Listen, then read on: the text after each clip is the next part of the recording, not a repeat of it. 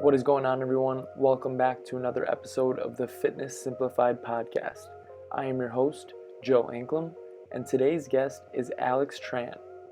Alex is a strength and conditioning specialist who also has a sports nutritionist certification and is currently going to school for his master's in exercise science and sports nutrition. Alex is one of the most knowledgeable people I know when it comes to true science-based coaching, and also one of the most knowledgeable people I know when it comes to breaking down scientific literature for the masses. Today is a great example of that, as I have him on the podcast once again to discuss a highly controversial topic currently in society, and that being artificial sweeteners. I think you guys are really going to like this one, so sit back and enjoy.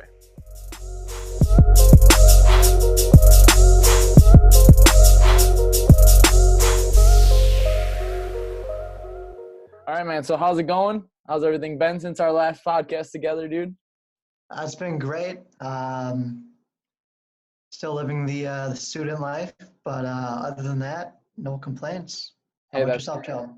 I'm doing well, man. I'm doing well. I can't complain. Things are going well and moving in the right direction with clients and just life in general. So Good. can't complain, man. Can't complain. But no, I was gonna say the student life definitely helps the cause when we want you back on here for topics like this, where it's something that's maybe call it a red hot topic, and it's been for a while. I think kind of something that people often hear a lot of misinformation on, or maybe just really stand right in the middle because they're just like, oh, I don't know if it's good or bad. And that is, as you guys already know, diet sodas and more specifically artificial sweeteners. So we want to get into that, man, and definitely the man to talk to here. I'm excited to have his take on things because actually what prompted me to get him on here was one of my clients. Actually, they shared some posts basically talking about, and this I think is a good segue into things. They shared a post basically saying that diet sodas or artificial sweeteners within the diet soda basically have the same effect as regular sugar on your insulin levels. And as you know, we know, and if you don't, when you're raising your insulin levels, it definitely has a huge effect on a lot of things, and can be a negative, especially when it comes to hunger. And when you're dieting, obviously you don't want to be hungry constantly. So where does that stand in terms of the research that's out there, Alex, in terms of, your insulin spiking? And that can be kind of, a one-off question. We'll get into things a little bit more because we've got a lot to unpack here. But where's there any validity to that, or what's going on with that? Okay. Well, before we get into the research, let's kind of back up and just discuss what is an artificial sweetener, and then kind of work our way from there. Perfect.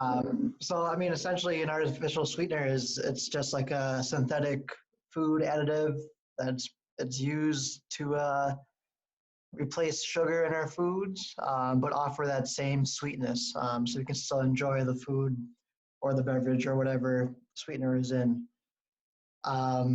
So our tongues they're pretty much they're lined with receptors, with taste receptors, and each receptor has the ability to detect very different flavors, sweetness being one of them, and that's going to be the one that's relevant to our topic today. So sugars have a very specific molecular shape. So the shape allows them to attach to the sweet receptors on our tongues. And artificial sweeteners have also a very similar shape to sugar, which is why they're able to activate the sweetness receptors on our tongue as well. However, it's important to note that artificial sweeteners generally aren't metabolized by our body, and it's difficult to break some of them down. And the ones that are metabolized, or the ones that can be metabolized and broken down, you're usually not consuming them in any sufficient amount for them to have any effect on the body. So with that being said, there is some research in rodents and fruit flies that suggests certain sweeteners can affect hunger, and they can influence the hormones that determine hunger. But in in human trials, it doesn't really stack up that way. And the reason why it's not really known, it could just be because humans and rodents and fruit flies all metabolize certain sweeteners differently, or it could be because that the dosages used in the animal experiments were just way higher than any human could ever consume at one time, or a combination of both. Interesting. Yeah, to pretty much answer your question, the research really isn't there to confirm that artificial sweeteners will raise insulin or affect our hunger or appetite. I see. Okay.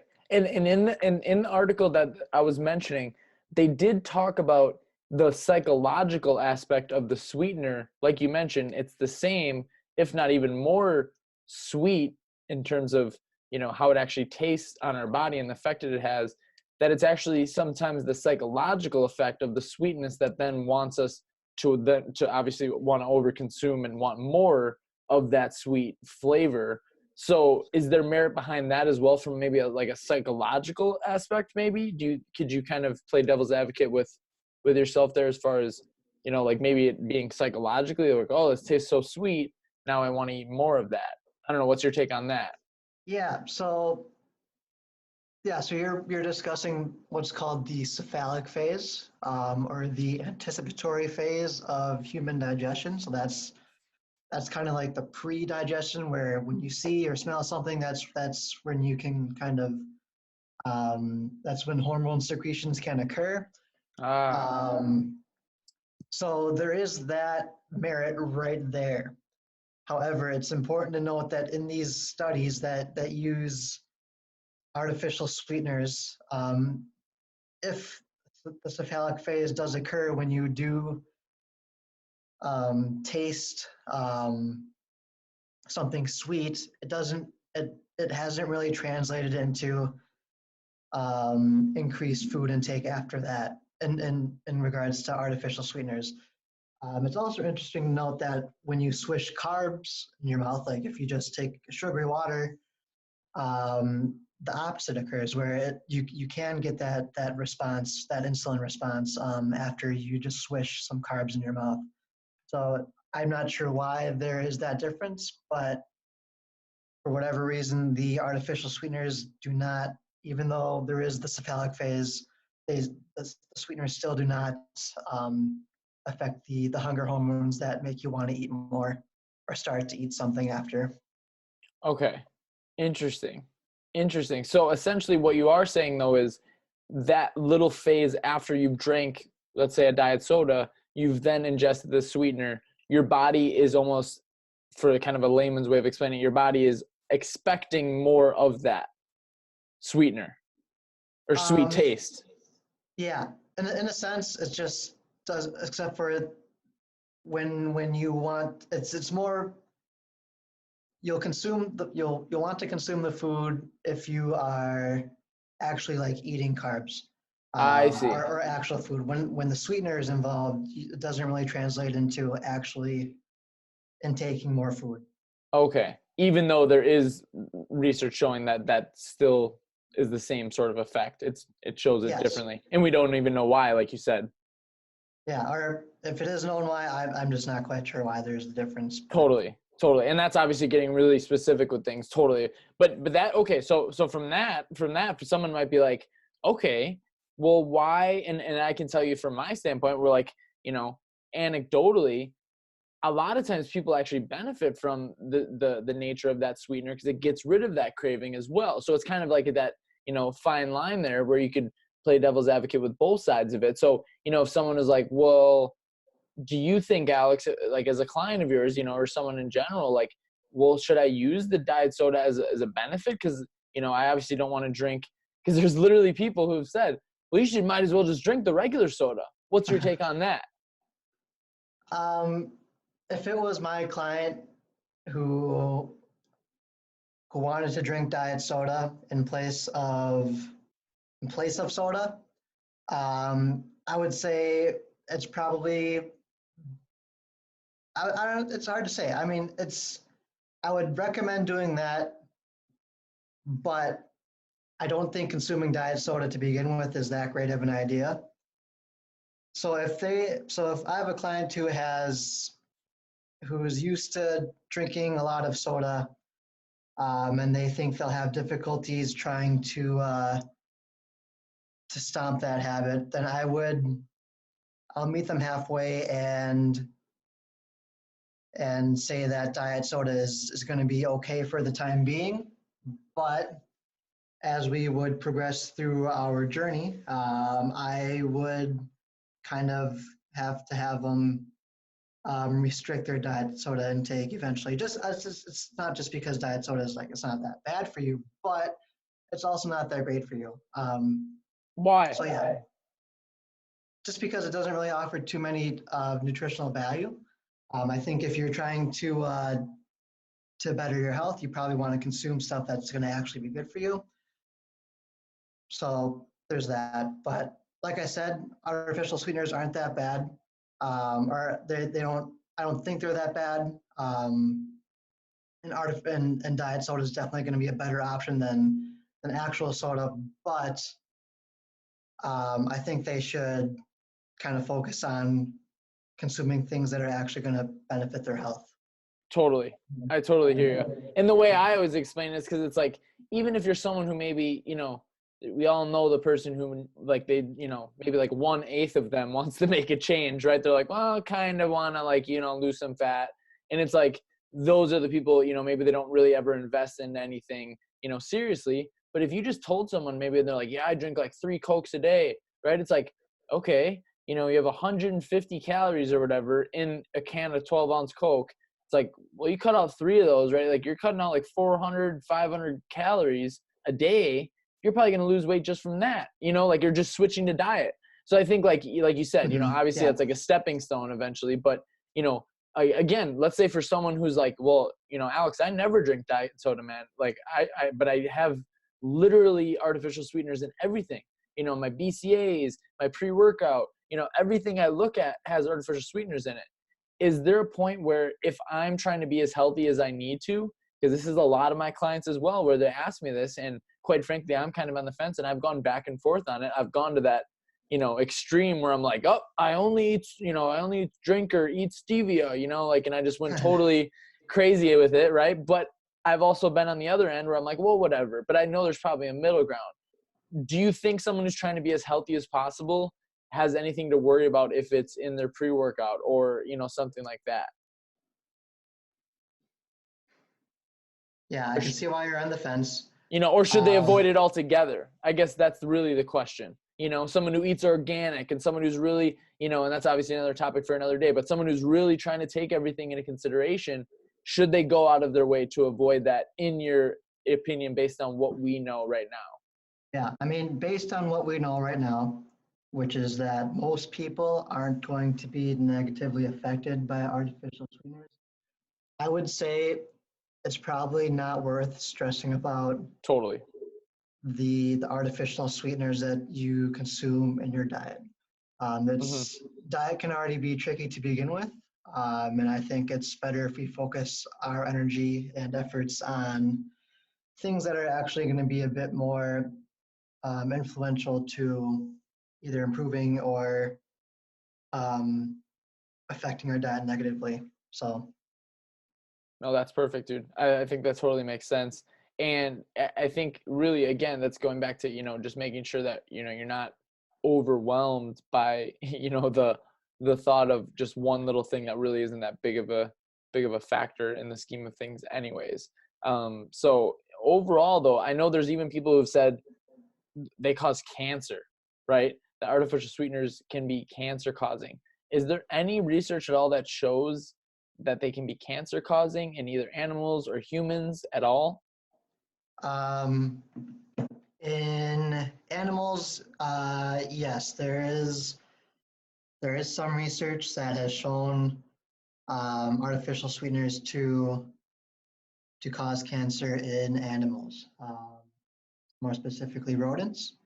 When we look at human research, the evidence is mixed when you look at specifically the observational studies, but most of them say that, I guess for the most part, most of the observational studies don't find a strong link or any link at all. And there's really not any human trials, so like the randomized controlled trials that have shown artificial sweetener consumption to cause cancer. I mean, cancer is a super complex um, health complication. It's very unlikely that one thing in particular can cause it. It's usually multifactorial. Okay.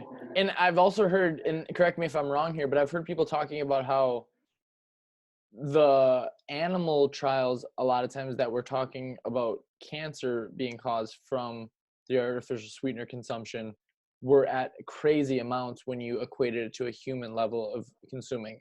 Is that right? Or is that speaking on something else with artificial sweeteners? Yeah, well, it applies to a lot of the negative outcomes with artificial sweeteners and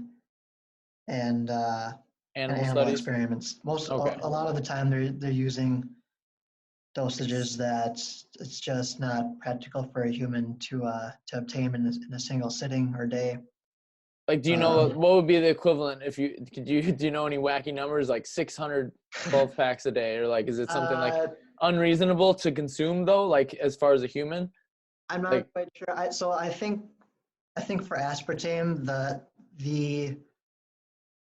the acceptable daily intake is like 50 milligrams per kilogram of body weight. okay. And I think that amounts to, it depends on the body weight, but it probably amounts to like,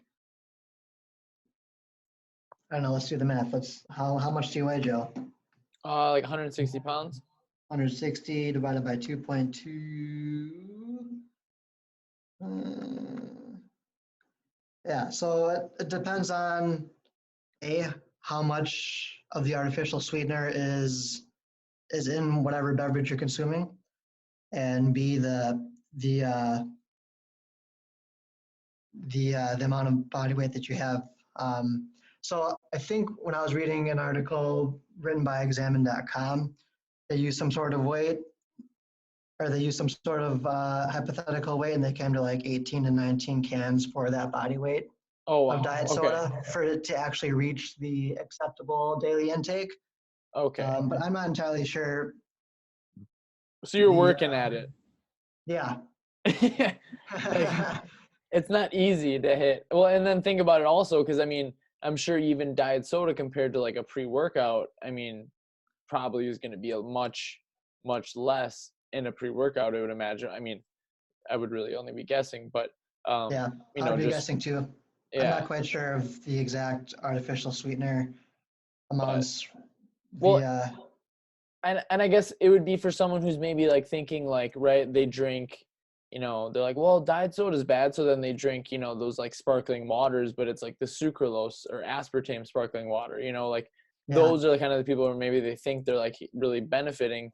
And it's like, for me, I always recommend them to do something where it's like, you know, a true sparkling water where there's not, you know, any artificial sweeteners in it. It's just, and I know it's obviously doesn't taste as sweet, but that's part of the game, I think, moving towards or moving away from that, so you don't crave it as much. But okay. And then I did see something when I was doing a little research of my own, and I think you might have touched on it. I think you might have replied to a comment about it on your post today about artificial sweeteners. But there was something about stroke being linked to that, and that was more recent.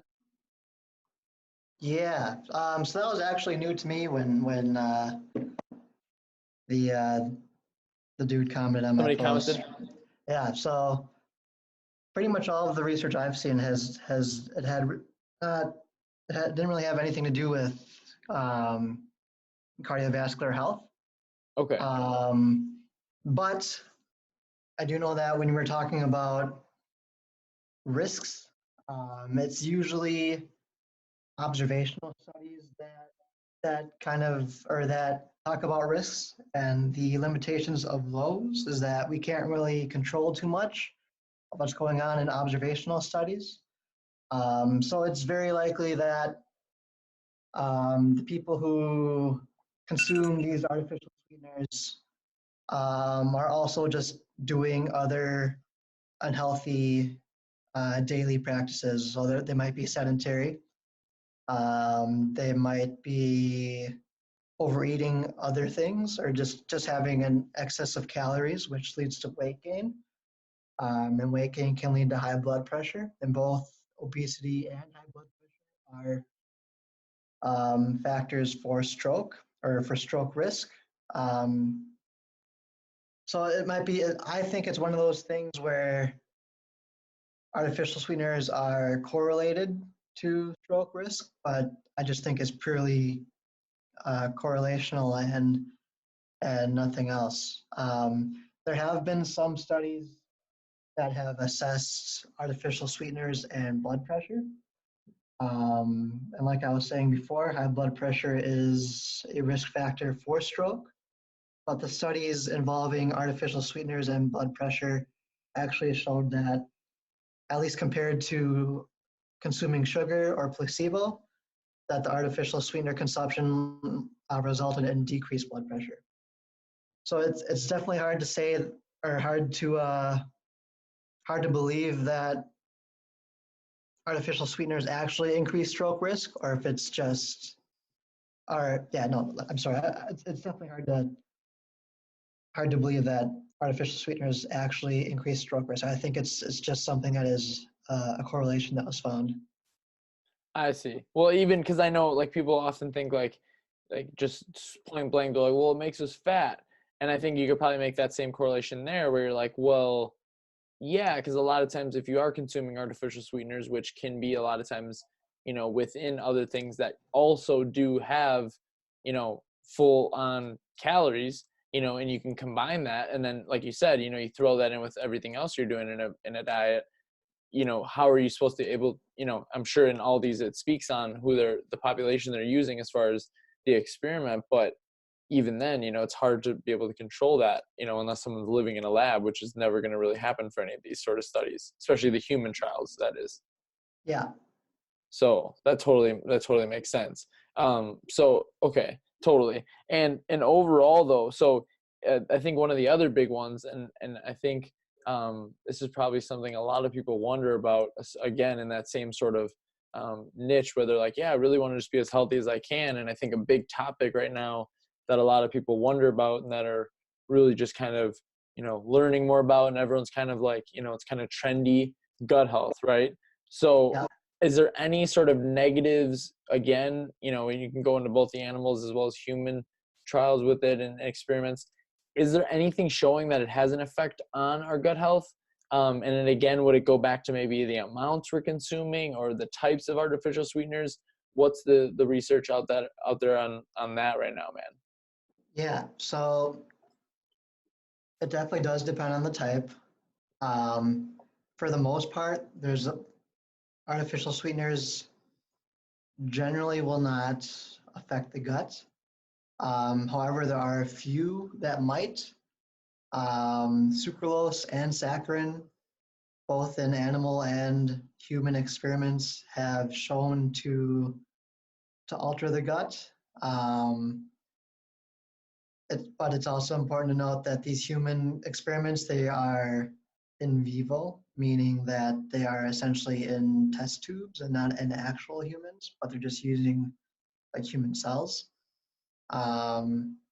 So it's a field, or it's a topic that warrants a lot more investigation. And certain artificial sweeteners, like the ones I just mentioned, sucralose and saccharin, might affect the guts negatively. But again, like I said, it's not something that we can confirm. And for the most part, most artificial sweeteners generally aren't going to make it that far in human digestion to affect the gut. Okay, totally. And I think this is one thing that I've wondered, because I know technically stevia is like natural, so it's obviously not an artificial sweetener, so it doesn't really fall under our discussion here. But is there any sort of research on stevia having a negative effect on things? Because I do remember something about it, like maybe causing headaches at extreme amounts. but I don't remember anything ever, and I never saw anything because it was always something I recommended people doing. Um, is there anything negative or positive, or is anything at all as far as stevia itself? Because I know that's something that people always are going to, and I'm sure just like anything, they're like, well, it's good, so yeah, I can use as much as I want of it. So is there anything out there on that at all, man? Yeah, I guess in regards to stevia, it appears to be pretty safe, just like most artificial sweeteners, except for this is obviously a natural sweetener. Mm-hmm. There, yeah. So there's not much out there saying it's bad, but again, there's also not much out there saying it's good.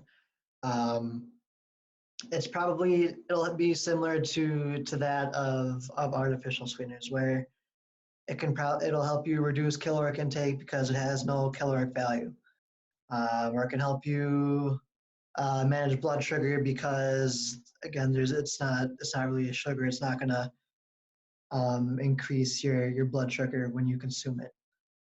So it can help you in that sense, but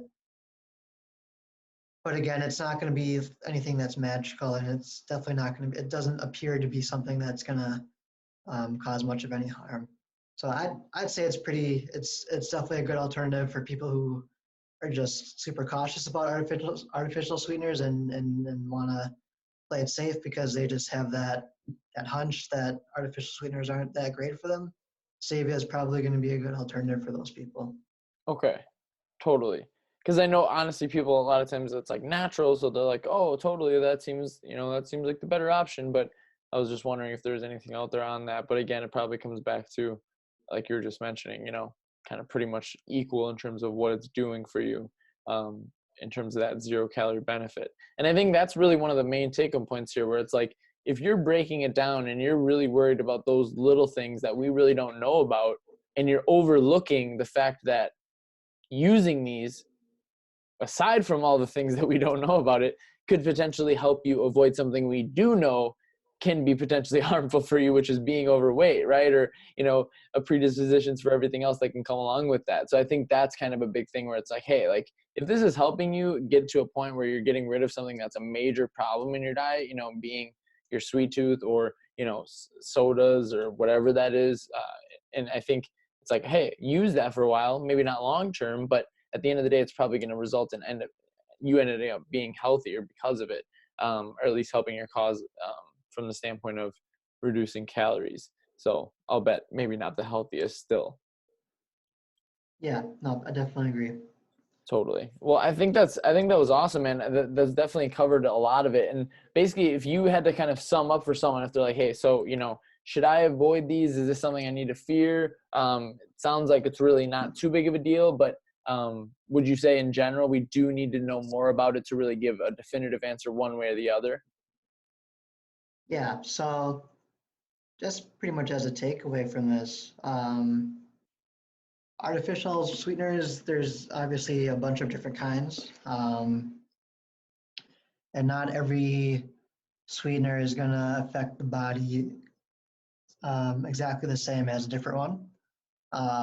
There are sweeteners with more research conducted on them than others, but for the most part, at least for humans, and at least when we are considering most health outcomes, artificial sweeteners appear to be safe in the dosages that are practical to be consumed by us. Usually the negative findings with artificial sweeteners are limited to animal experiments or experiments in test tubes or um, studies just that are purely observational, and we definitely need some randomized controlled trials out there, or more of them, that can kind of give us a bit more confidence when we discuss the safety of artificial sweeteners. But it's not something that we should stress about, at least not right now. So I'd say there's definitely bigger fish to fry when we are figuring out our diets and what we should and should not consume. Totally. And I think that's the biggest thing where it's like, you know, how deep do you want to go with it? Because if you're someone who's already struggling with even the baseline levels of things, maybe not overwhelming yourself with these little details is probably the best, just because you're going to get caught up with thinking like, oh my gosh, you know, when in reality, you shouldn't even be being hyper focused on these little things before you've had, you know, like you said, the big fish and taking care of that first. Yeah, 100%. Perfect. Awesome, man. Well, I think this is very helpful, and I think this definitely helped answer a lot of questions for people, because it's something that is definitely, you know, you almost hear people being one way or the other with it. You know, it's like, oh, totally avoid them, or it's not a big deal at all. Drink as many diet sodas as you want, you know. So, and I mean, anecdotally from my experience, you know, I definitely have drank soda's been like a horrible thing that I've all of my life growing up. I'm like a drinks person. I love, you know, always having something to drink, especially flavored. And it was horrible when I was a kid. I was drinking soda all the time, but making that switch to at least diet, or again, like it's the carbonations, like, you know, the sparkling waters and different stuff out there definitely makes a difference. And I mean, for me, I definitely never noticed a increase in my hunger after, and I'm pretty in tune with my body. Cause like, for instance, even some smoothies that I have, especially if it's got a lot of fruit in it and, you know, whole bunch of different things, I'll feel that insulin spike where I'm definitely hungry after that, where I just ate a huge smoothie and I'm like, oh, this is interesting, you know. Yeah. But it's definitely never been like that with artificial sweeteners of any kind, you know. And I definitely have had them with my, you know, pre-workouts and that sort of thing. And so I don't know, you know, obviously very anecdotal, like I mentioned, but, you know, just from my own experience, it's never been like, oh my gosh, you know, I'm ready to raid the pantry, you know, after I consume some artificial sweeteners. So, interesting though. This is good stuff, dude. Thank you for coming on, dude. And I was gonna say, is there anything else you wanted to mention, just to kind of close things out here, or you cover it, Uh, nailed it on the head? I think we nailed it on the head, unless Yes. you got something to add. No, man, I think this is, like I said, this is perfect, and I think it covered a wide range of kind of those main misconceptions I think people wonder about a lot of times when they hear the word, you know, artificial sweetener. Literally the other day, I was drinking, what did I have? Like an energy drink or something, and my mom was like, "Oh, those are not good for you," you know. I'm going to visit her, and she's like, "Oh, yeah." I'm like, "Mom, that's not the time, but I'll make her listen to this, and she'll get the recap, right?" Yeah, yeah, It's a good hopefully. one. Well, because you hear, so like I said, you know, I saw one of my clients talking about it, and, you know, and she mentions it. It's something you hear a lot about, you know. You really always are, you know, one person says this and the other person says the other. So I wanted to get some definitive knowledge on what we do know right now. But it's, again, there's a lot of gray area with it too. So I think that's a big thing. So Yeah, definitely, I mean, if people are still pretty skeptical, I mean, I just did a post on my Instagram that has a list of references with each claim that they can kind of dissect themselves if they truly wanted to. yes, Um, I will post a link to that in the description, especially if you're listening to this on YouTube, and I can ideally put it in the podcast link if you're listening to this on Spotify or iTunes as well, to that post. And I'll put Alex's Instagram handle too, because it's really well done, very well. It's a swipe post, so it kind of just goes in depth on each of them, and he's got a well described caption, so you can kind of, if you're a visual learner, you can definitely take a look at that too, to kind of combat what we already know as far as the misinformation out there, and contrast it with what we have just described and what he was talking about during the podcast. So yeah, so definitely check that out, guys. And if you want to have him back on, this guy's a wealth of knowledge. So we definitely will have him back to discuss some other hot topics, or just discuss things in general. But yeah, no, thank you again, man. And also definitely, I want you to plug it too, but check out Alex's Instagram. Like I said, it's very, very helpful, very, very informative, especially if you're someone who likes kind of that science-based approach, where he does always back up what he's talking about, and really does it in a great way where you can articulate it and understand it. You're like, okay, you know, I see what's going on and why this is applicable to what I'm trying to do. So why don't you tell them a little bit about where they can find more about you, man, your website as well, and then tell them a little bit about your coaching, man. yeah, so my Instagram, it's AT performance underscore. If you can't find it, you can probably just find it by sifting through Joel's following or followers. Search but Alex through there. I think you can do that now. yeah. But yeah, so I've just pretty much started up coaching again after taking a hiatus. due to grad school. But since my workload hasn't been super strenuous with grad school, I'm definitely accepting more people. So it's definitely a work in progress, but hoping to be the next Joe Anklem. Hey, this dude, I want to vouch for him because he's super humble and he's one of the most knowledgeable guys that I know. So if you guys are interested and you are wanting to get in, I'm sure he's very affordable right now, especially since he's trying to get back into things. So get on board, and if you're interested, like I said, all of his info is going to be down below. So definitely take a look and get in contact with him because I'm excited for him to get going because, like I said, very, very knowledgeable and really one of the most knowledgeable and informative guys I know who I go to with my questions. So definitely hit him up. Info's in the description. And really, I appreciate you guys listening, whether you're listening on YouTube or Spotify. Definitely subscribe for the next episodes. And thank you again, especially if you're still listening. Thank you, Alex, for hopping on, and we'll talk to you guys in the next one. Thanks, Joe. Peace.